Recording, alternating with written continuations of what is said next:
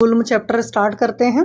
तो गुल्म के बारे में जो है आयुर्वेद में बहुत क्लासिकल वर्णन है। मॉडर्न में आप जानते हो इस तरह की किसी डिसीज को एग्जैक्ट नहीं कह सकते हैं। आयुर्वेद में इसको अभी आपने उदर रोग पढ़ा था, उदर रोग में आपने क्या पढ़ा था, उदर में उत्सेद था, क्योंकि उसके पहले अग्निमांद, अजीर्ण, विसूचिका, अल्सक, अम्लपित्त जितना पढ़ा वो सब भी सारा उदर में हो रहा था। बट उदर में वो वाले रोग को उदर रोग मानते हैं आयुर्वेद वाले, जहाँ पर उत्सेद होता है, जहाँ पर कोई उभार होता है। और एक सिंपल सा वर्ड समझो कि नॉर्मल जो अग्निमांद अजीर्ण होता है उससे काफ़ी आगे की कंडीशन होती है, लास्ट में जाकर हर उदर जलोदर में कन्वर्ट हो जाता है, आपने पढ़ा ही था। और उधर जब जलोदर में कन्वर्ट हो जाता है तो क्या हो जाता है, असाध्य हो जाता है। इसके पहले आपने ये भी पढ़ा था कि वातज पित्तज कफज में भी क्या है कि वात से ज़्यादा पित्तज वाला असाध्य होगा, पित्तज से ज़्यादा कफज वाला मोर कॉम्प्लिकेटेड होंगे। इस तरीके से जाकर के असाध्य अवस्था में पूरी तरीके से परिणित होते हैं। और जलोदर का मतलब ही होता है, जलोदर या दकोदर जो भी कहते हैं, तो मतलब अलग लोगों ने अलग अलग टर्मिनोलॉजीज यूज़ करी हैं। तो उसमें जाकर पेट में पानी भर जाता है। तो वहाँ पर इस वजह से जब पानी भर गया तो पानी निकालने की चीज़ें होती हैं, मीन्स मूत्रल चिकित्सा करनी पड़ती है, क्योंकि पानी निकालने का आपके पास दो ही माध्यम है, एक तो यूरिन है तो स्वेट है। और अधिकतर देखो कि जलोदर के रोगी का पूरा मार्गावरोध हो चुका है तो स्वेट वगैरह अपने आप से निकल नहीं पाता है। जब हम मूत्रल दवाएं देते हैं आयुर्वेद की अपनी, चाहे वो दे दो आप पुनर्नवा के कॉम्बिनेशंस दे दो, चाहे गुच्छुर के कॉम्बो दे दो, जैसे गुच्छुरात गुगुलू दे दो, तो सब सारा बढ़िया काम करता है। नॉर्मल जो ट्रीटमेंट का प्रोटोकॉल है जो हम लोग फॉलो करते हैं उसमें यही होता है कि पेशेंट को विदाउट अन्न रखते हैं, सिर्फ दुग्ध देते हैं, मतलब क्षीर देते हैं। एटलीस्ट 6 मंथ तक लगातार देना चाहिए। सॉल्ट बिल्कुल ही बंद कर देना चाहिए।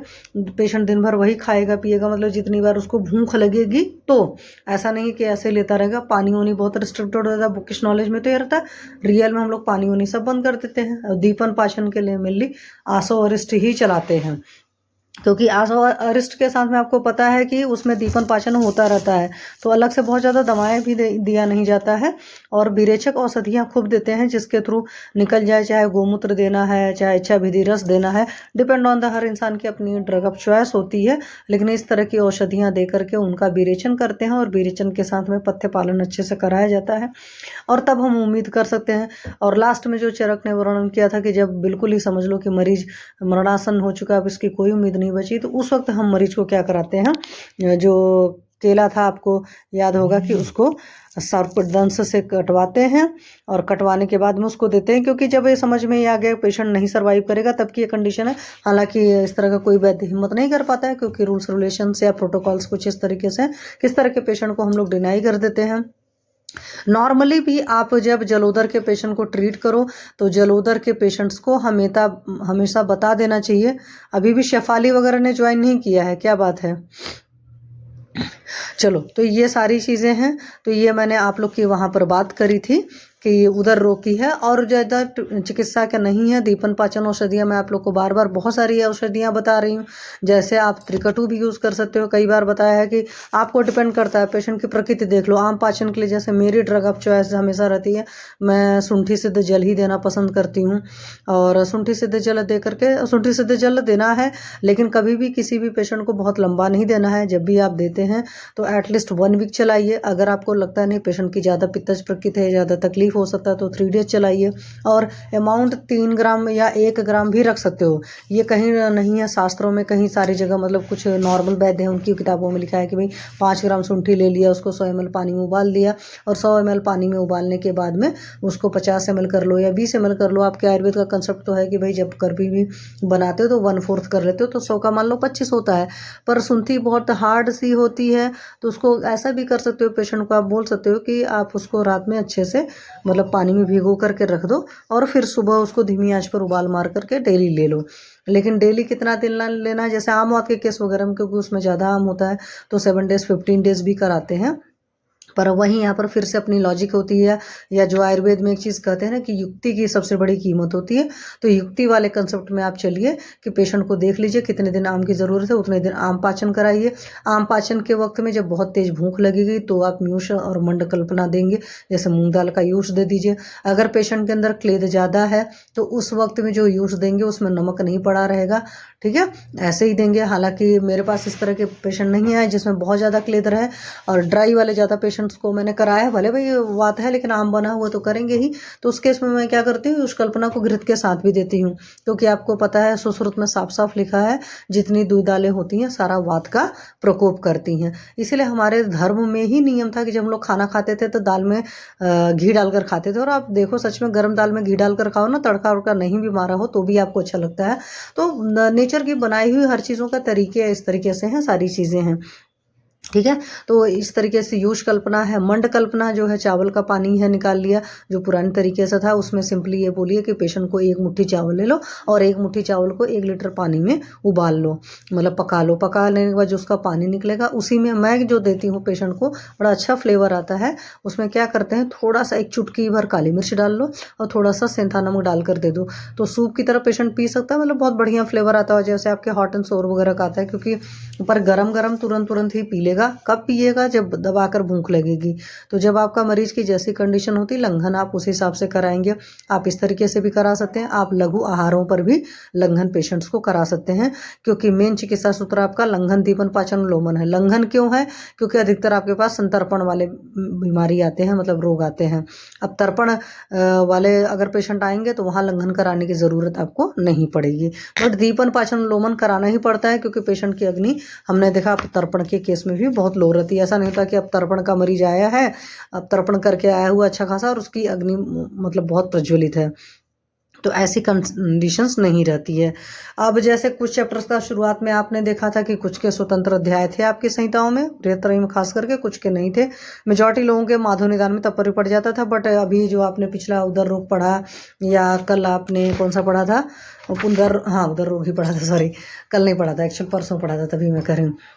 तो गुल्म का भी हर किसी ने वर्णन किया, चाहे चरक जी हों, चाहे सुश्रुत जी हों, और चाहे आपके अष्टांग संग्रह या अष्टांग हृदयकार वाग्भट जी हों, और सबने गुल्म का आपको पता है कि 5 ही प्रकार बताए हैं, ठीक है। तो ये चीज़ हमेशा याद रखिएगा। तो इसको गुल्म का मतलब क्या होता है, गुच्छा होता है या लता कुंज टाइप से कहते हैं। तो क्या होता है कि वात पित्त कफ जो दोष होते हैं, मेनली वात दोष का मेन होता है, क्योंकि आप देखोगे तो गुल्म की चिकित्सा में मेनली वात हर चिकित्सा की जाती है।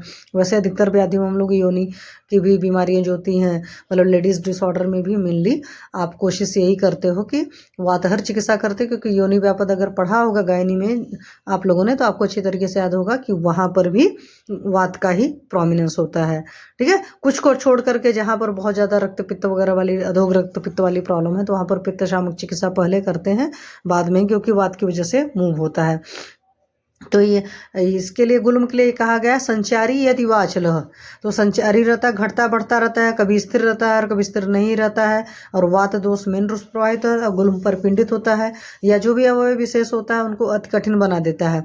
तो और मेरे पास इस तरह की बहुत पहले एक पेशेंट आई थी, मुझे याद है कि उसने कहा, या गाँव में जो कोई आप लोग पढ़ते हो तर्रा में इसलिए बता रहे, बहुत सारे पेशेंट्स आते हैं ऐसे जो कहते हैं ना कि पेट में गोला बना हुआ है। तो उस केस में भी आप ये समझो कि दीपन, पाचन, अनुलोमन अगर आपने ऐसे पेशेंट्स का कर दिया तो आपको बहुत अच्छे से आराम आ जाएगा। अल्ट्रासाउंड कराओगे, अल्ट्रासाउंड में कुछ भी रिपोर्ट नहीं आएगा, अनटिल अनलेस बहुत खराब कंडीशन रहती है तो ही अल्ट्रासाउंड में रिपोर्ट में कुछ आता है, वरना नहीं आता है। सामान्य निदान जो होगा, रुच्छान सेवन होगा, विस्मासन होगा, दसन, असात्म पंचकर्म, क्रोध, दिवा, स्वप्न, वेग, विधारण, जो अभी तक आपने सारे हेतु देखे वही सारे हेतु रहेंगे, ऐसा नहीं कि कुछ अलग से हेतु हो जाएंगे। अब आजकल हेतु में इन सब के अलावा वही जंक फूड वगैरह का डेवलप ज़्यादा हो गया, दिवा स्वप्न आजकल ज़्यादा हो गया, या आजकल स्क्रीन वर्क वगैरह वाला ज़्यादा हो गया, ये सब सारी चीज़ें। अदरवाइज मेन हर जगह आपको यही है। तो मेन इसमें क्या रहता है, वात दोष रहता है, पित्त और कफ का अनुबंध रहता है, स्वतंत्र भी हो सकता है और परतंत्र भी हो सकता है।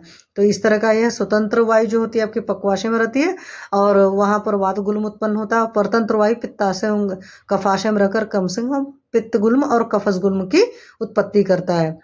वहीं पर एक रक्तज गुल्म है, जिसको सुश्रुत जी ने कहा कि मासे व्यतीते 10 में चिकित्सा, कि 10 मास बीत जाएगा, क्योंकि हमारे अगर संहिताओं में देखोगे तो वहाँ पर जो गर्भावस्था काल है ना वो 10 मास तक मानते हैं, क्योंकि कई बार ऐसा होता है कि 9 मंथ प्लस -7 डे जो आप लोग इंक्लूड करते हो, कई सारे पेशेंट्स को मैंने अपनी रियल लाइफ में भी देखा है, आफ्टर 42 वीक भी उनकी डिलीवरी हुई है। इंडिया में होते तो सीजर कर दिए जाते हैं, बट यूएस वगैरह में रहने की वजह से उन पेशेंट्स की नॉर्मल डिलीवरी ही हुई है। मान लो उनकी डिलीवरी की डेट थी, उनको डॉक्टर ने दे रखा था दिसंबर लास्ट में, क्योंकि वहाँ पर छुट्टियाँ होती हैं, आपको पता है, लोग उसी हिसाब से प्लान करते हैं कि हमारा बेबी उस टाइम हो, बिकॉज वहाँ पर मतलब आपको कोई सर्वेंट वगैरह तो नहीं मिलता। लोगों का मेजॉरिटी लोग जो इंडियंस खासकर वहाँ पर रहते हैं, बहुत लोगों की फैमिली भी नहीं रहती है।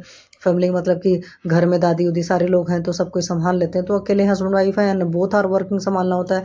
तो दे प्लान देयर प्रेगनेंसी, मतलब delivery date like this way कि दिसंबर में डिलीवरी हो जाए। दिसंबर में अधिकतर उनके यहाँ छुट्टियाँ होती है। बट बहुत सारे लोग के बेबी क्या होता है, दिसंबर तो छोड़ो, क्रिसमस ब्रेक वहाँ पर अच्छा होता है, उनके जनवरी के भी फर्स्ट वीक के बाद बेबी हुए हैं और फिर उनको प्लान करना पड़ा है कि नहीं अब तो हो जाना चाहिए।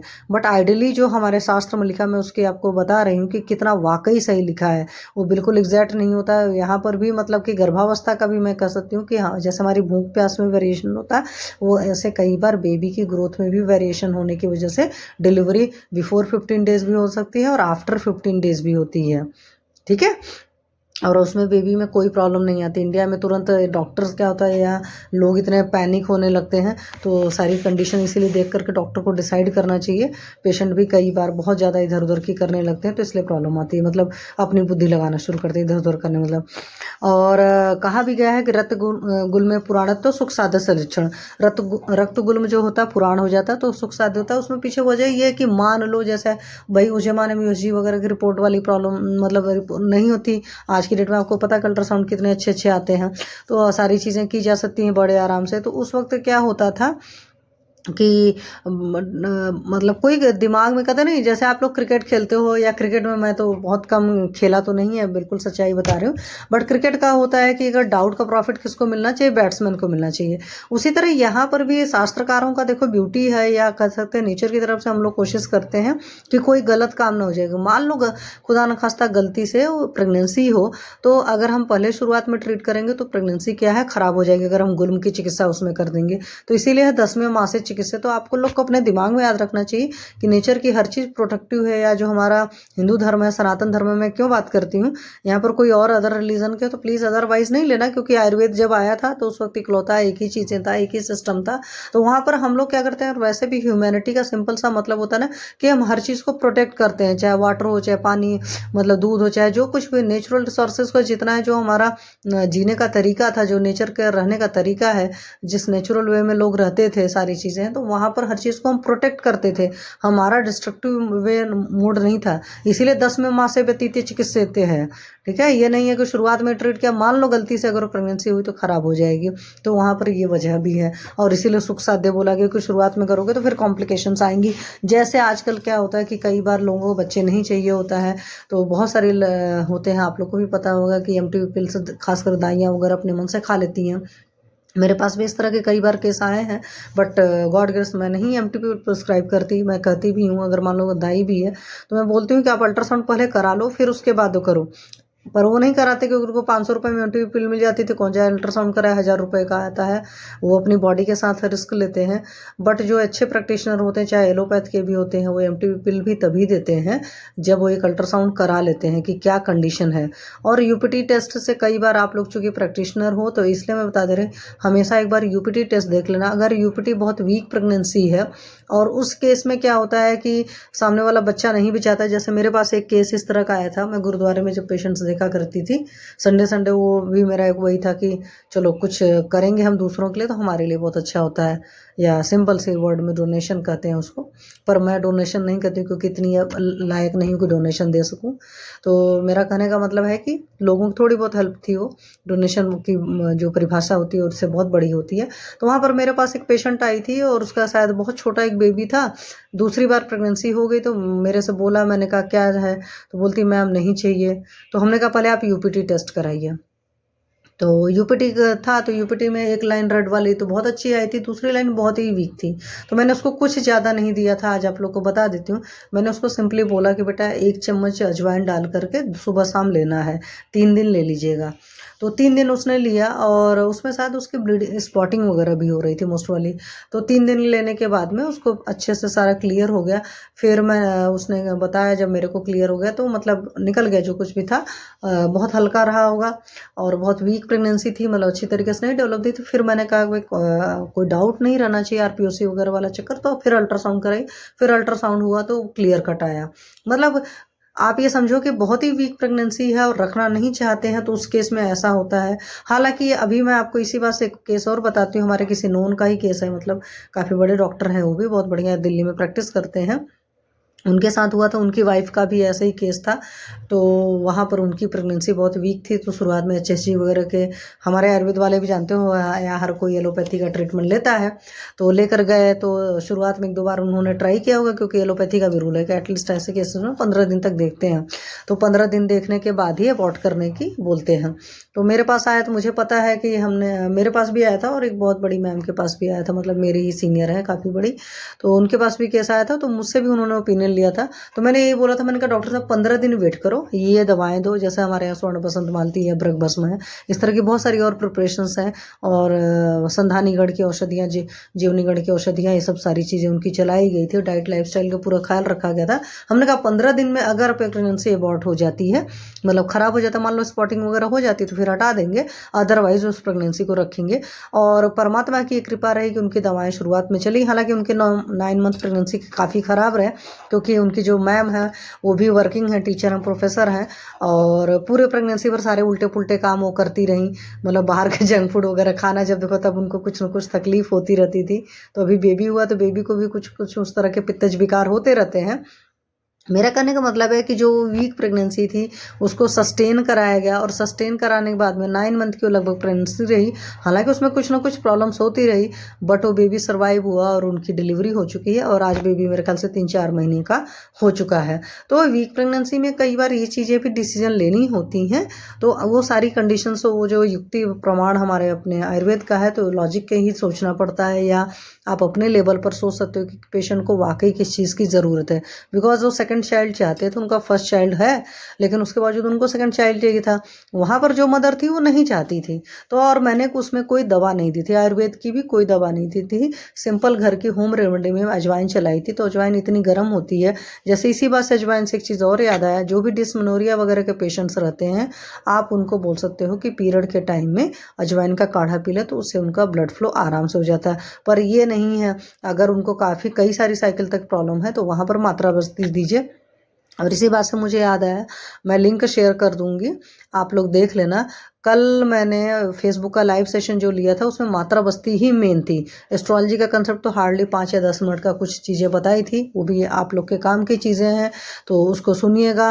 एटलीस्ट मात्रा बस्ती पर आपको शॉर्ट नोट लिखने का है, तो बहुत आराम से लिख सकते हैं उतने से ही, और लॉन्ग नोट भी आप लोग लिख सकते हो अगर एक बार पढ़ लिए हो तो, क्योंकि उसमें मैंने आपको लोग को सारी चीज़ें बताई हैं कि चरकने और वाग्भट वगैरह में क्या कहा गया है, उसका कितना अमाउंट है, कितने टाइम में डाइजेस्ट होगा। जैसे हर्षो मात्रा 6 आवर में डाइजेस्ट होती है, क्योंकि उस दिन आप लोग से बात किया था ना कल ही मोस्ट वाली, तो आप लोगों ने ये बताया था कि आप लोग का पंचकर्म का नहीं क्लासेस होती है, तो पंचकर्म के वजह से ही मैं बता रही हूँ। तो मुझे आज पहले याद आ गया कि हाँ, अदरवाइज़ मैं कल आप लोग को सबको बोलती, इसी वजह से मेरा मोटिव था कि मैं यूट्यूब पर लाइव हो जाऊँ, तो मैं इस तरह के सेशन लिया करूँगी, तो आप लोग भी सुनेंगे या देखेंगे, तो आप लोग का पंचकर्म की काफ़ी कुछ क्वेरीज, नॉर्मल क्वेरी तो एटलीस्ट सॉल्व हो जाएगी, है ना। एक बार इंटरेस्ट बनना चाहिए पंचकर्म में, और इंटरेस्ट बन जाएगा तो फिर अच्छे से करने लगोगे। हमारे टाइम में पंचकर्म एक अलग से चैप्टर नहीं था, मतलब हमारे टाइम में अलग चलता था, काय चिकित्सा अलग तरह से टॉपिक चलते थे हमारे टाइम में। रिसर्च मेथडोलॉजी भी नहीं थी हमारे टॉपिक में, ठीक है। तो बात चली थी रक्त गुल्म से, तो रक्त गुल्म से मैंने आपको इतनी सारी चीज़ें बताई। अब देखिए, नॉर्मल सारे आचार्यों ने बोला है, जो लोग पीजी की एंट्रेंस एग्जामिनेशन की तैयारी कर रहे हैं वो याद रखिएगा, नॉर्मल सारे आचार्यों ने रक्त गुल्म को माना है कि लेडीज़ में ही होता है, क्योंकि 10वें मासे व्यतीते चिकित्सते वाले कंसेप्ट तभी है। बट क्षारपाणी ने, चक्रपाणी नहीं, क्षारपाणी ने बोला है कि पुरुषों में भी होता है। तो पीजी एंट्रेंस एग्जामिनेशन की जो भी तैयारी कर रहे हो, मोस्ट वाली 4th ईयर के साथ सारे बच्चे तैयारी करते हैं, तो याद रखिएगा क्षारपाणी ने एक अलग तरीके से इस्तेमाल किया। हो सकता है ऑप्शन में चक्रपाणी और क्षारपाणी दोनों आ जाए, तो वहाँ पर बहुत ज़्यादा आपको ख्याल रखना पड़ेगा। और क्षारपाणी संहिता है भी कि स्त्रीणाम आर्तोजो गुल्मो न पुंसाम उपजायते अन्यस्तु असृग्भवो गुल्मः स्त्रीणाम पुंसाम च जायते। ठीक है, तो ये क्षारपाणी जी के उन्होंने कहा है।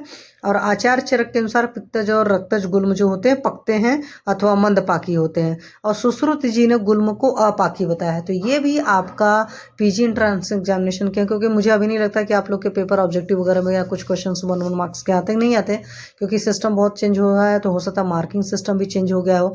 अगर मार्किंग सिस्टम चेंज हो गया तो आप लोग याद रखिएगा कि सुश्रुत जी ने गुल्म को अपाकी बताया, मतलब गुल्म में पाक नहीं होता। बट हमारे चरक जी कह रहे हैं कि पकते हैं। कौन से पकेंगे भाई? जहाँ पर पित्त होगा और रक्त होगा। तो पित्त और रक्त वाले पकेंगे या मंदपाकी होंगे, तो ये भी याद रखना।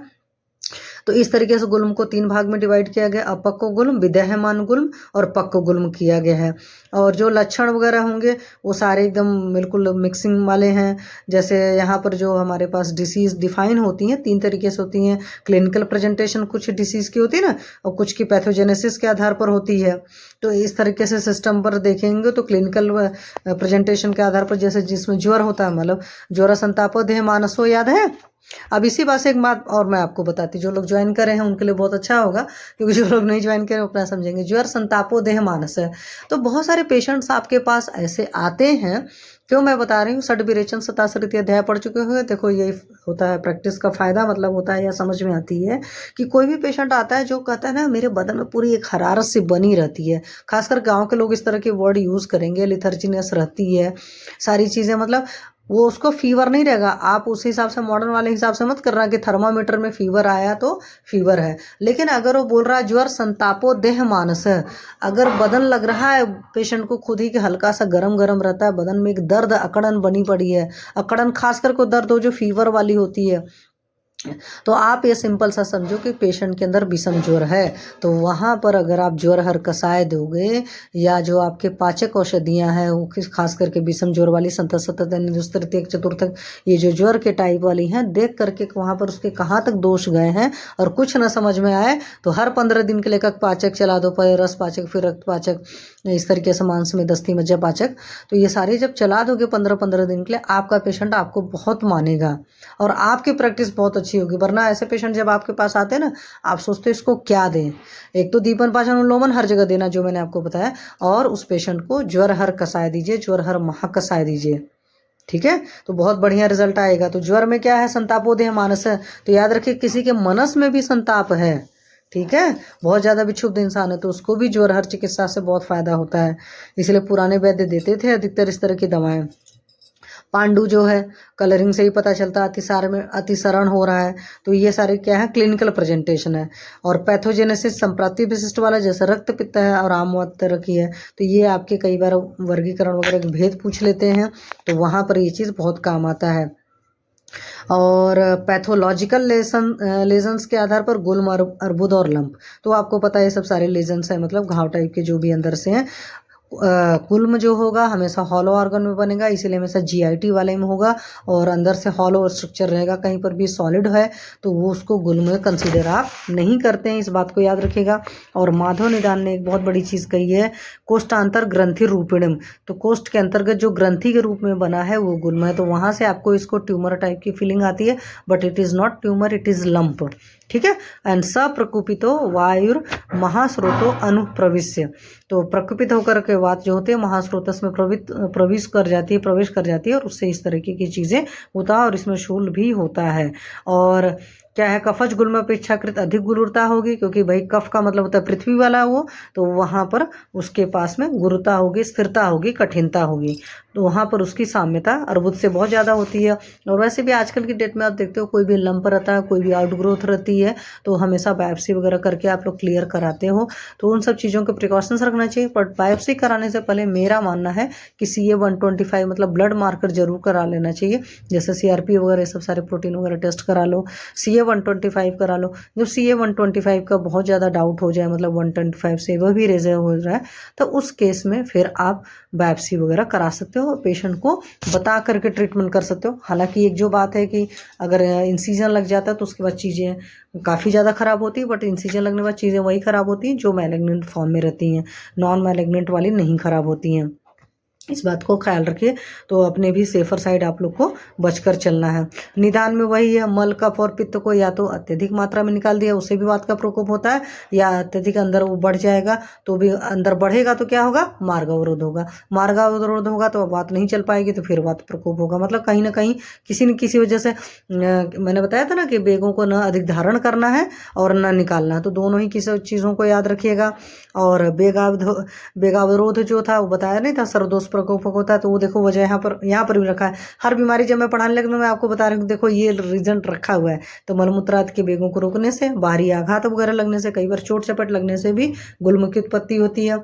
अधिक दबाव पड़ गया उसकी वजह से होता है। बहुत ज़्यादा रुच्च अन्न जो लोग खाते हैं, कुछ लोग बहुत ज़्यादा दुखी जो रहते हैं, क्योंकि चिंता शोक भयाद वायु, जैसे क्रोधात पित्तम था ना, कि मैंने बताया था ना एक दिन आपको कि जो भी पेशेंट्स अगर आते हैं, हाई बीपी का पेशेंट आता है तो तुरंत पूछो उसको गुस्सा कितना आता है, या गुस्सा करने की उसकी कितनी आदत रही है बचपन से। तो जो लोग बहुत ज़्यादा गुस्सा करते हैं उनको पित्त की प्रॉब्लम होती है, इसलिए क्रोध शोक भयात वायु। इसी तरीके से ना जो लोग बहुत शोक करते हैं तो उससे भी वायु प्रकोपित होती है। जो लोग बहुत दुखी रहेंगे, अब उल्टा पुल्टा खाएंगे, मतलब बहुत ही कम खाएंगे, अध्यसन बहुत ज़्यादा करेंगे तो उससे भी होता है, बहुत ज़्यादा लंघन करेंगे तो उससे भी होता है। लेकिन शोक करने से जो लोग बहुत दुखी रहते हैं तो उनकी वायु प्रकोपित हो जाती है। और अभी आज मैं बताऊँ, इसी बात से एक पेशेंट ऐसा आया है आज सुबह से, वो कितनी बार कॉल कर चुका, फिर मुझे गुस्सा लगी तो मैंने उसको बोल दिया, मैंने कहा भाई पहले तुम ऑनलाइन फीस पे करो फिर बात करेंगे। फिर भी वो बार बार परेशान कर रहा था। मैंने फिर आप लोग की क्लास के बाद का टाइम दिया, बिकॉज उसके साथ एक और प्रॉब्लम है। ही इज़ मतलब highly educated, that is he is saying that he is BTech, but English भी नहीं आती है, मतलब प्रॉपरली बोलता है, हिंदी भी नहीं आती है। यहाँ का नहीं बिलोंग करता है, वहाँ का तेलंगाना का है।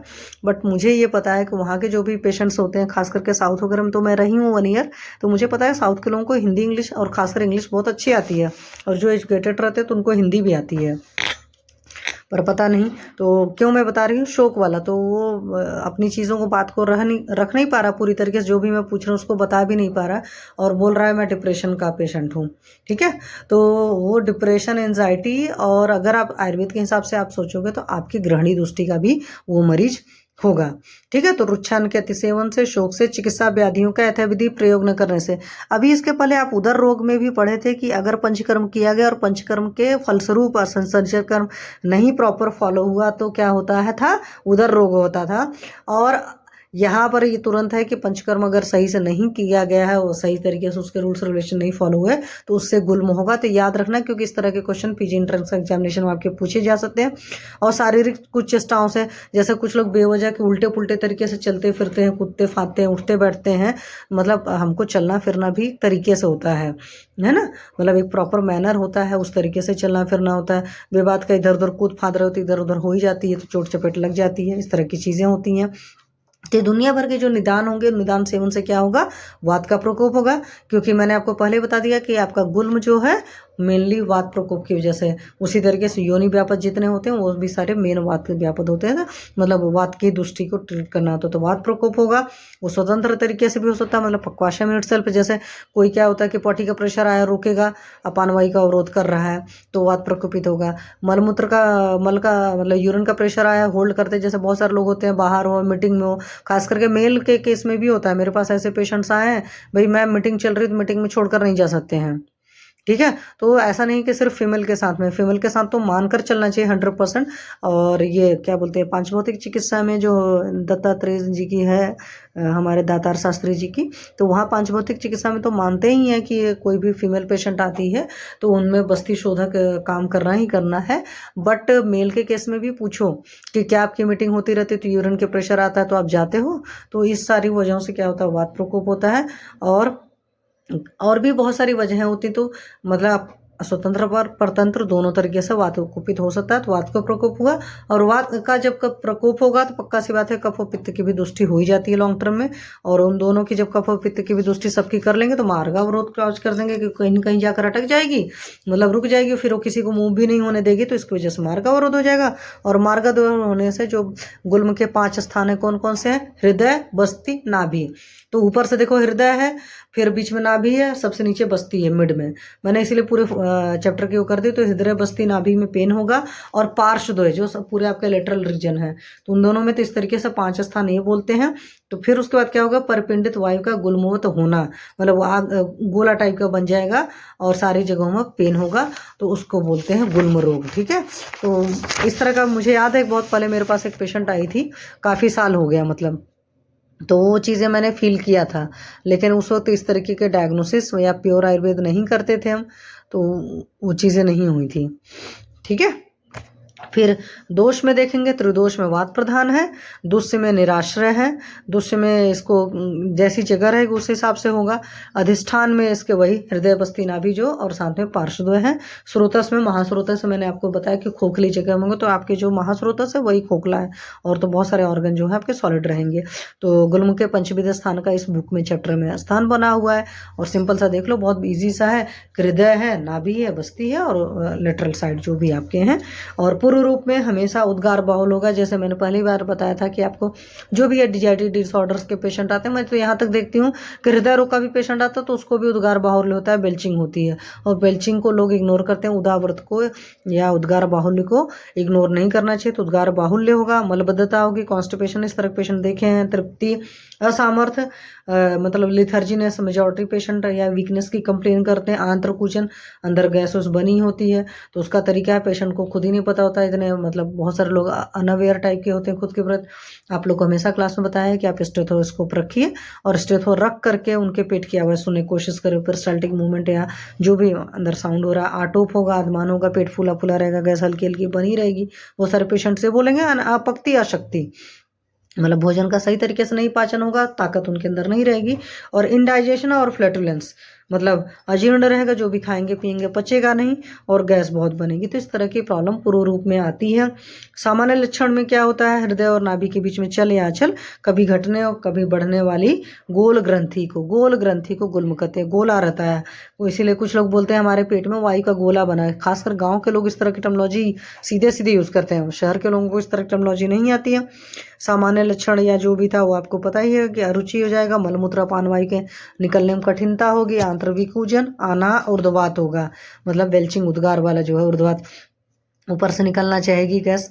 फिर लॉस ऑफ एपेटाइट और कॉन्स्टिपेशन होंगे, और अपान वायु विकार तथा ऊर्ध्ववात हर जगह उन्होंने बेल्चिंग लिखा, तो मेन होता ही है। और इस तरह ऑब्स्ट्रक्टिव पैथोलॉजी में क्या, मैं तो जितनी क्रॉनिक डिसीजेस देख रहा हूँ मैं सब में देख रहा हूँ इस तरह की प्रॉब्लम आती है। उद्गार जो है, शुद्ध उद्गार आना, और अशुद्ध उद्गार आना, और उद्गार बहुल्य आना, तो ये 3 चीज़ें जरूर पेशेंट से पूछना चाहिए, और इस चीज़ समझना चाहिए। शुद्ध उद्गार के बाद अच्छा लगता है जब आता है, अशुद्ध उद्गार होगा तो एक तो उसमें स्मेल वगैरह आ सकती है, उसके बाद अच्छा नहीं लगेगा। और बहुत ज़्यादा उद्गार आ रहा है तो इसका मतलब क्या है कि जो अपान वायु नीचे के रास्ते से निकलनी चाहिए थे वो विलोमित हो गई है, प्रतिलोम नहीं है, विलोम होकर के ऊपर से निकल रही है। तो रास्ता बॉडी में जाना था जो वन वे ट्रैफिक को, उसने क्या किया है, जो नीचे का तरफ था उसको दूसरी तरफ से बना दिया है। तो जो दूसरी तरफ से बनाएगा तो पक्का सी बात है जो लोग रास्ते में आएंगे उनको इधर उधर डिस्टर्ब करके निकलेगा। आप इस लैंग्वेज में भी समझ सकते हो, तो वहाँ से भी प्रॉब्लम आएगी। ठीक है, तो इस वजह से जब उद्गार बहुत ज़्यादा आता है तो वो बहुत ही मुश्किल होता है, और रियलिटी यही है उद्गार के पेशेंट को ट्रीट करना इतना आसान नहीं होता है। आप कम कर दोगे लेकिन टाइम लगता है ठीक होने में। तो प्रॉपर इसमें शोधन, समन और डाइट और लाइफस्टाइल के चेंजेस के बाद ही होता है। तो गुल्म के भेद मैंने आपको पहले बता दिया, वातज, पित्तज, कफज, त्रिदोषज और रक्तज गुल्म। तो गुल्म के सोचो 5 ही भेद है, 5 ही स्थान है, ये बड़ी ब्यूटी है जो भी कह लो, है ना। और वाग्भट जी ने एक अंतर्गुल्म और बाह्य गुल्म का है, मतलब बाहर उत्सेद है तो बाह्य गुल्म हो गया, अंदर के आर्गन में उत्सेद है तो अंदर गुल्म हो गया।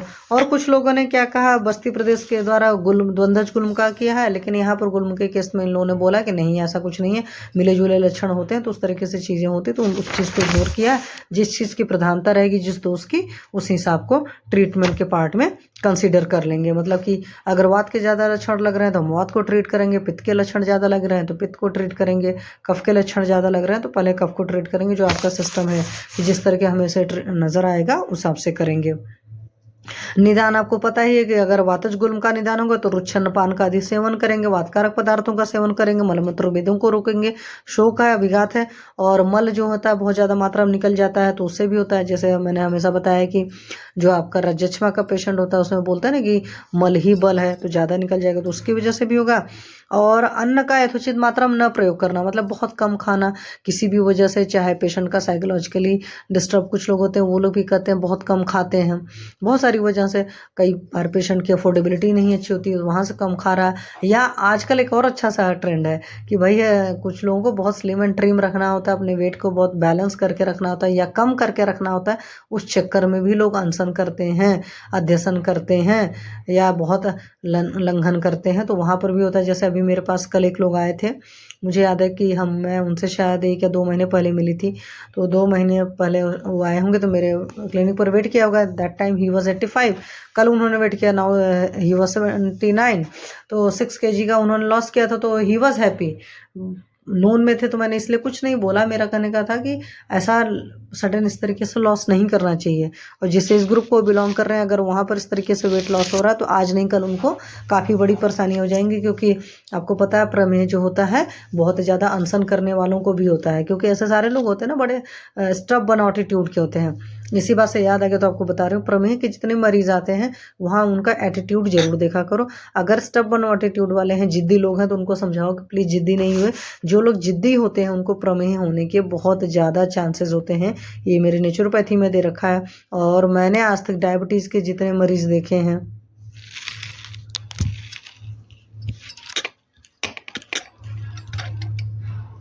ठीक है, चलो कोई बात नहीं है।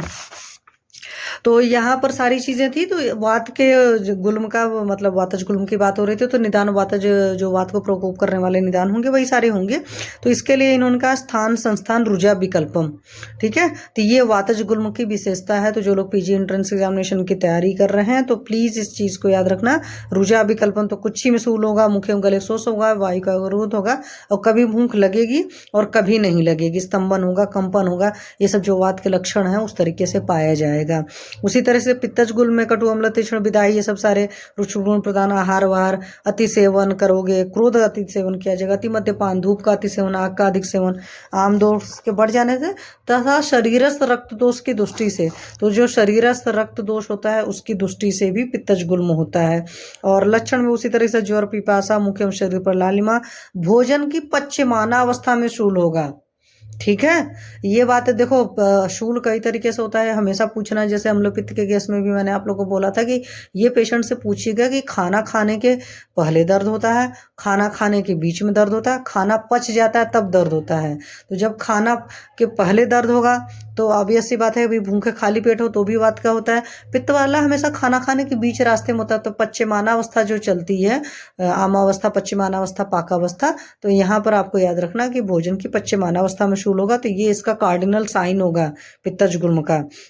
स्वेदाधिक आपको मालूम है कि पित्तज जो भी व्याधियां होती है उसमें स्वेद का अधिक होता है, उदर प्रदेश में अधिक जलन रहेगी, और व्रणवत कष्ट होगा, टेंडरनेस रहेगी, मतलब कि पेट को छूने तक से दर्द रहेगा। तो टेंडरनेस वाला जहाँ पर भी साइन सिम्टम, एक होता है ना कि पेशेंट को दर्द रहता है बताता है, एक होता है कि छूने से दर्द होता है। तो आप लोगों ने पढ़ा होगा ना, टेंडरनेस का मतलब होता है छूने से दर्द होता है। तो ये जो लक्षण है ये आपके पित्तज गुल्म का। कफज गुल्म जो होगा, कफज गुल्म का पक्का सी बात है, उसमें स्थिरता ज़्यादा होती है, तो उसमें जकड़न भी बहुत ज़्यादा होगी। गात्रसाद भी आपको मालूम है कफज लक्षण, स्तम्यत्व मतलब गीलापन सा लगेगा, ये भी कफज वाला है। कफज वाले में अल्प वेदना रहेगी, काठिन्य और उत्सेद रहेगा, और अधिक घन होगा, क्योंकि कफ का मतलब ही स्थिरता है, तो ज़्यादा स्थिरता कहीं पर भी रहेगी तो वो घन सा फील होगा, हलरास होगा, कास होगा, शीत ज्वर होगा, रुचि होगा, इस तरह की फीलिंग आएगी। और सन्निपातज में सारी चीज़ों का मिक्स होगा। सन्निपातज के केस में सबसे पहले यही याद रखना है कि सन्निपातज जो है वो असाध्य है। ठीक है, अति पीड़ा, दाह, गुल्म का काठिन्य उन्नत होगा, शीघ्र पाकी होगा, दारुण होगा, और अग्निबल का हास होगा। हमारे चरक जी ने पहले ही बोल दिया है कि भाई जो पित्तज और रक्तज गुल्म होते हैं वो पाकी होते हैं या मंद पाकी होते हैं, लेकिन सुश्रु जी ने भले बोला कि अपाकी होते हैं। तो इन्होंने आचार्य चरक ने इसी को सन्निपातज गुल्म को नीचे गुल्म कहा है। तो इस तरह का भी बहुत सिंपल क्वेश्चन है, और कई बार पीजी एंट्रेंस एग्जामिनेशन में आपको ये भी बताऊं कि मान लो आपके 120 सवाल आते हैं, तो 120 सवाल में 10-20 सवाल वाकई बहुत ईजी होते हैं। क्यों ईजी होते हैं, वो ऐसे नॉर्मल लोग के लिए भी कहा जाता है, लेकिन ये भी मैं बता दे रहा हूँ, कई बार आप लोग जब अच्छे से नहीं पढ़ते हो ना तो ईजी सवाल भी गलत कर देते हो, क्योंकि वो ईजी सवाल तो हर इंसान के सही जाएंगे, है ना। तो मेरिट तो ईजी सवाल सारा मिक्सिंग से बनती है। तो इजी सवाल तो कभी गलत नहीं जाना चाहिए। तो उसका तरीका यही कि बड़े बड़े पढ़ते रहिए और अच्छी रैंक लाएंगे। किसी गवर्नमेंट के कॉलेज में चले जाएंगे तो आपको पता है कि अच्छा खासा स्टाइपेंड मिलता है। अदरवाइज प्राइवेट में जाओगे तो दबा करके फीस रहेगी, फिर परेशान हो जाओगे।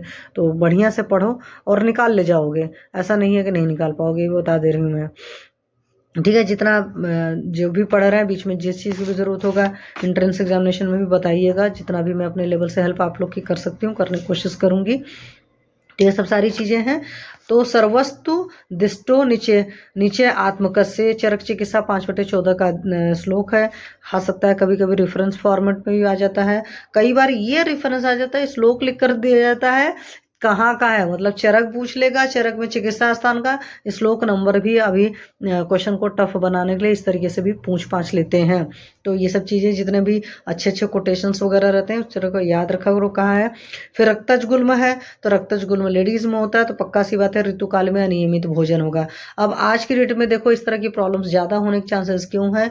आजकल लड़कियां वही जो दुनिया भर का नहीं आता है कि पैड यूज़ करके खेल रहे हैं, बैडमिंटन खेल रही हैं, ये खेल रही हूँ। मैं क्यों आप लोग को बता रही हूँ कि गायनी के केस में जब कभी पेशेंट आए तो उसको ज़रूर बताना है कि जो पीरियड के 4-5 दिन होता है, चाहे वो फीमेल हो चाहे मेल हो, पेशेंट्स किसी के पास भी आ सकती हैं, तो इस चीज़ को नहीं लेना। आपको उनको बताना है कि हमारे यहाँ ऋतुस्राव काल में क्या इस तरह की दिनचर्या फॉलो करने को बोला कि मतलब बहुत इजीली डाइजेस्टेबल डाइट खाना है। सिंपल वर्ड में आप ये बता सकते हो कि तो इजीली डाइजेस्टेबल डाइट खाना है और बहुत ज़्यादा परिश्रम नहीं करना है, थोड़ा सा लाइफस्टाइल को सेडेंट्री नहीं रखना है, बट एग्जर्शन नहीं लेना है, मतलब बहुत दौड़ भाग करने की ज़रूरत नहीं है।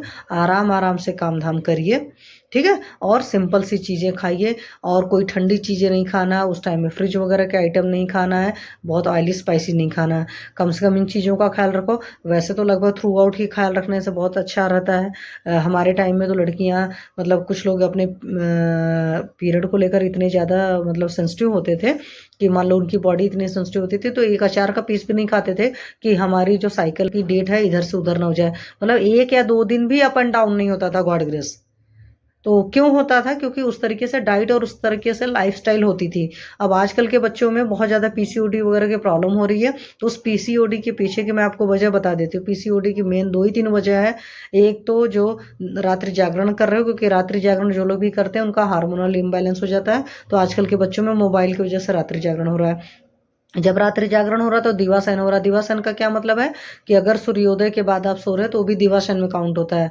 दिवासन में आप लोग हमेशा ये सोचते हो कि हम दोपहर में सोएंगे तो दिवासन होगा, नहीं, अगर सूर्योदय के बाद भी सोते हैं तो वो भी दिवासन में काउंट होता है। ठीक, दूसरा जंक फूड हो गया। तीसरा, आज की डेट में स्ट्रेस बहुत ज़्यादा है क्योंकि इंसान हद से ज़्यादा महत्वाकांक्षी और काम उसके पैरेलल कम करता है। मतलब हमें नंबर तो अच्छे से चाहिए, हम पढ़ेंगे नहीं, हमें काय चिकित्सा आनी चाहिए बट हम क्लास में एंट्री नहीं लगाएंगे, हम इस टाइम सो रहे हैं, हम इस टाइम मस्ती काट रहे हैं।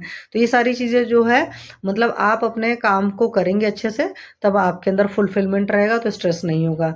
तो इन सब सारी चीज़ों का ख्याल रखें। तो पेशेंट्स को ये बताना है कि बहुत ज़्यादा दौड़ भाग उस वक्त नहीं करना है, उस वक्त नॉर्मल तरीके से जीना है। एटलीस्ट उतने दिन बहुत पक्के से फॉलो करना है डाइट वगैरह के लिए। फ्रिज का आइटम उठा करके नहीं खाना है, ठंडी चीज़ें नहीं खाना है। तो उसकी वजह से बताइए, इसीलिए डिस्नोरिया वगैरह। और मैं तो इतना मेरे साथ था मतलब कि बोलना नहीं चाहिए।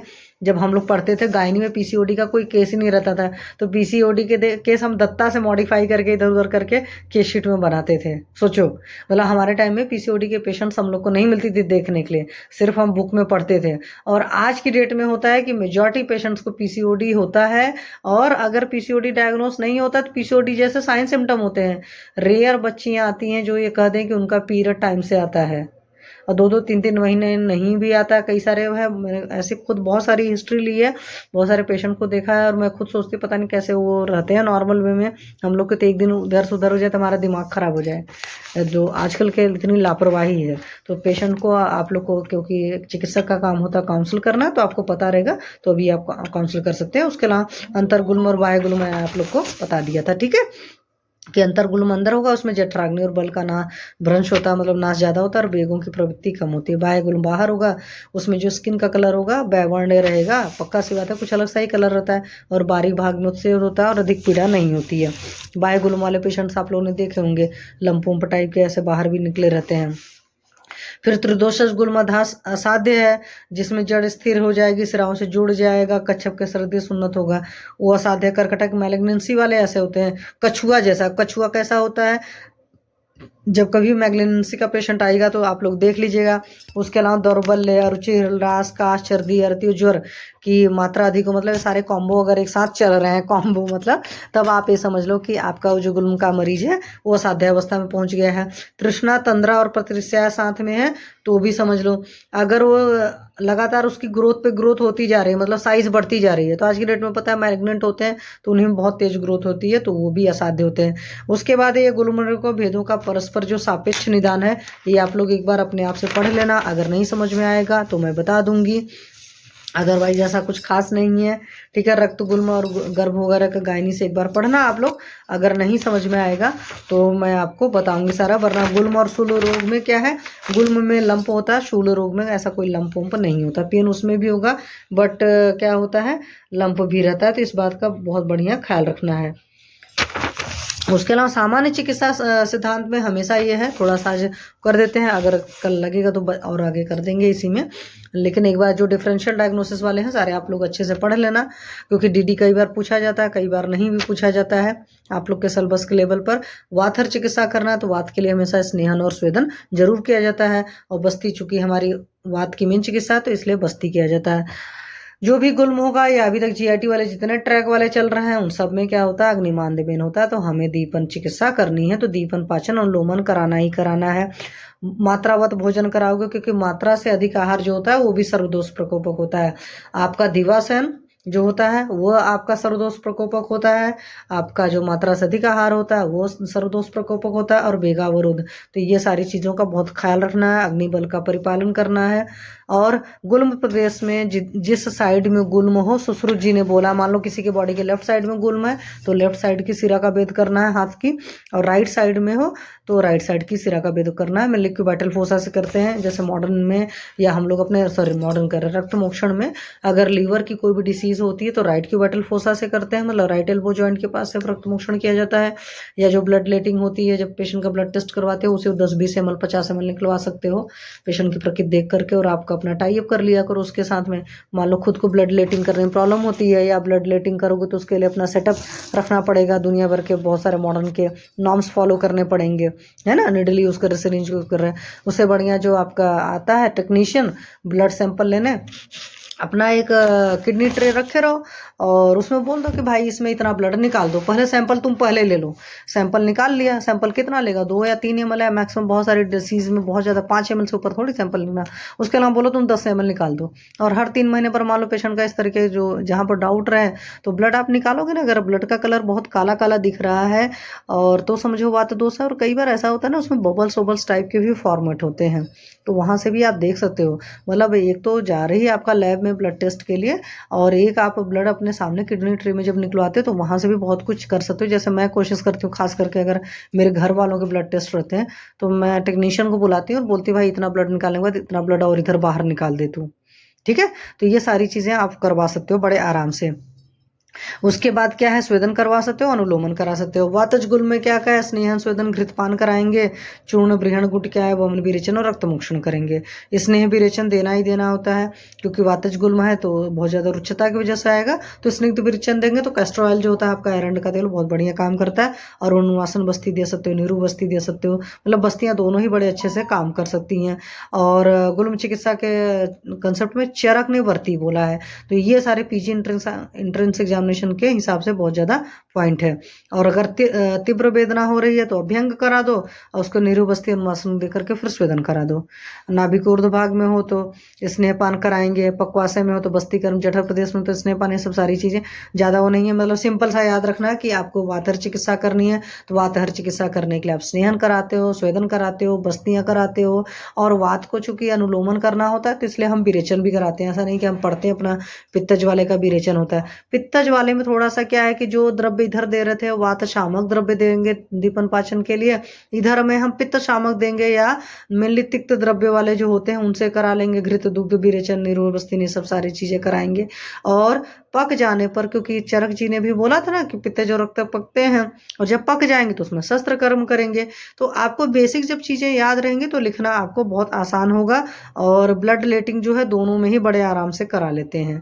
और उसके बाद में मांसरस घृतपान वगैरह सेवन करा लीजिए, यूज करा लीजिए, कोई लोड नहीं है।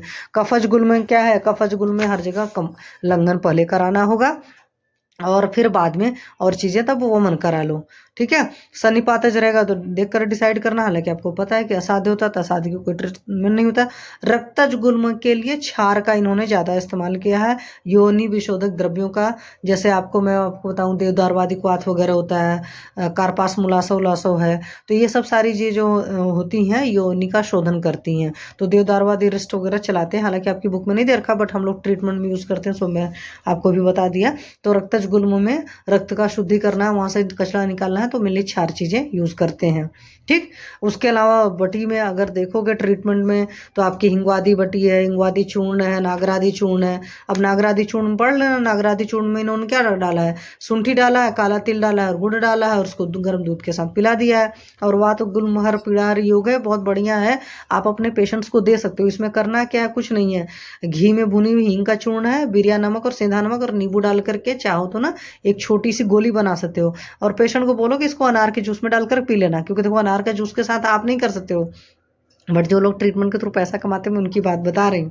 तो उसमें वो लोग क्या करेंगे, घी में भून कर हींग एक जगह अपने पास डब्बे में अलग रखेंगे और जो नमक है सेंधा नमक और काला नमक ये दोनों जगह अलग रखेंगे, पेशेंट को देखेंगे उसके हिसाब से इसको डिसाइड करके, और नहीं तो क्या करेंगे इसका पूरा नींबू सरस की भावना दे करके इसका चूर्ण बना मतलब गोली बनाकर छोटी सी रखे रहेंगे, क्योंकि ज़्यादा नहीं होगा, ना नमक ज़्यादा दे सकते हो ना हींग ज़्यादा दे सकते हो, बहुत छोटी सी गोली रहेगी।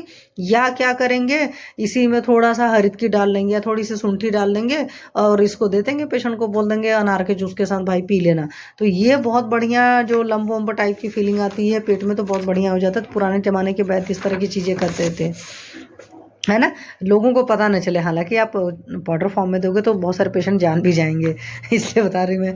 शट्यादि चूर्ण है और वटी है, तो सब सारे ये योग हैं, उसके अंदर के इंग्रेडिएंट पढ़ लेना। वैसे मार्केट में आता है, पिपल्यादि घृत वगैरह सब मार्केट में आता है।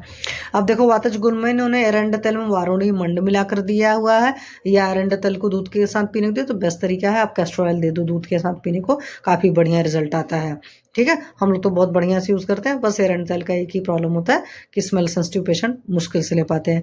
पित्तज गुल में रोहिणियाद घृत, त्रायमाणाद घृत, त्रिविध चूर्ण वगैरह है, द्राक्षादि योग है। तो त्रिविध चूर्ण में एक काम कर सकते हो, कुछ नहीं करना, निशोथ या त्रिविध का चूर्ण रख लो, त्रिफला के साथ पेशेंट को दे दो।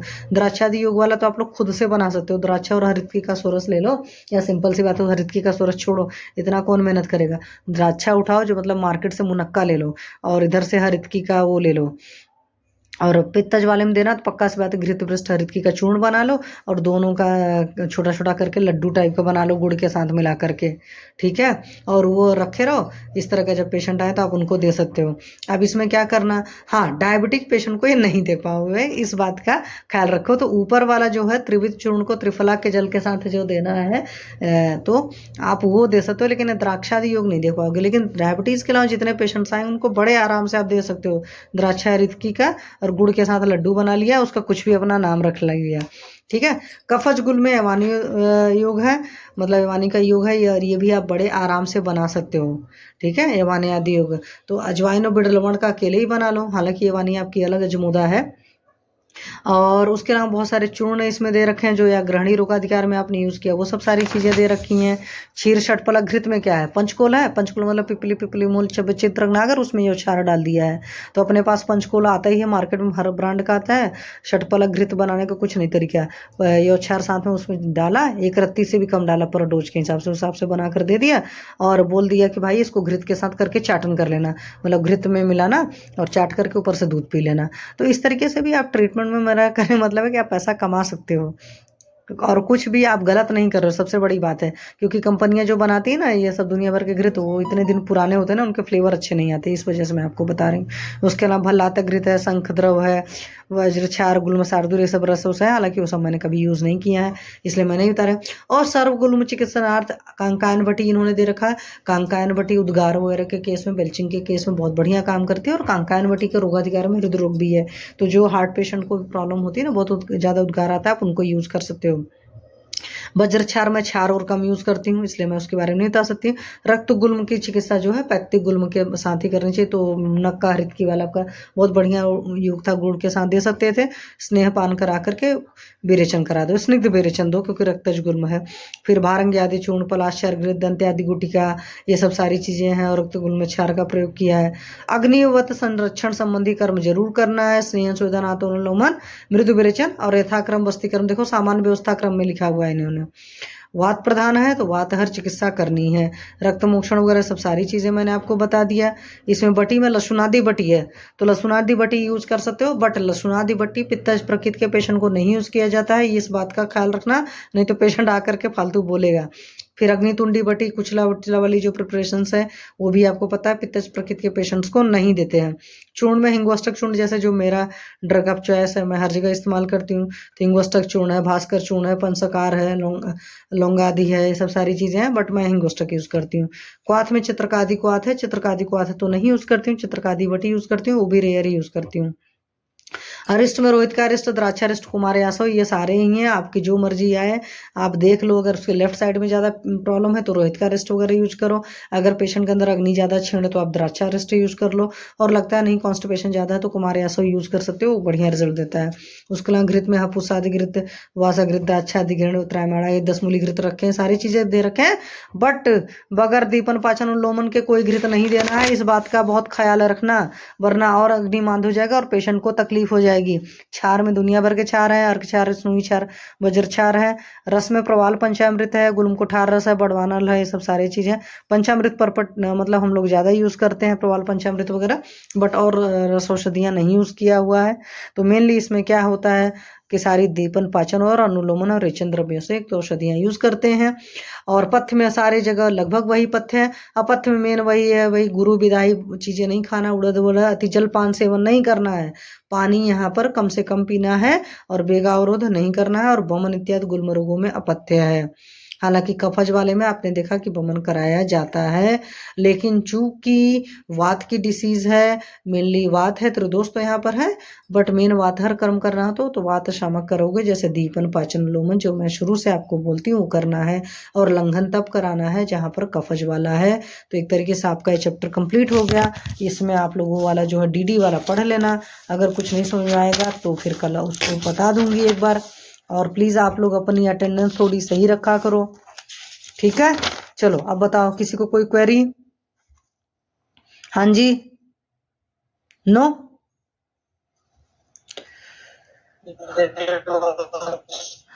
हाँ जी उज्जवल जी, आपकी आवाज कट रही भैया। चलो तब आज यहीं पर सेशन, हाँ बोलो। हाँ चलो तब सेशन ही कंप्लीट करते हैं, ठीक है, क्योंकि मेरे भी अभी एक पेशेंट का मुझे हिस्ट्री लेनी है ना। ठीक है चलो, लेकिन प्लीज आप लोग अटेंडेंस सारे रखो, आप लोग इतने कम रहोगे तो फिर पढ़ाने में मजा नहीं आएगा भाई। ठीक, okay bye.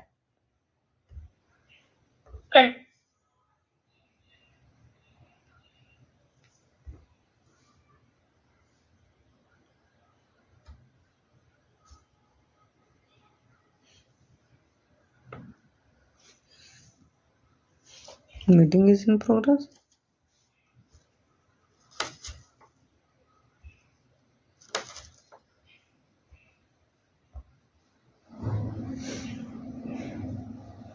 One active in background कौन है भैया?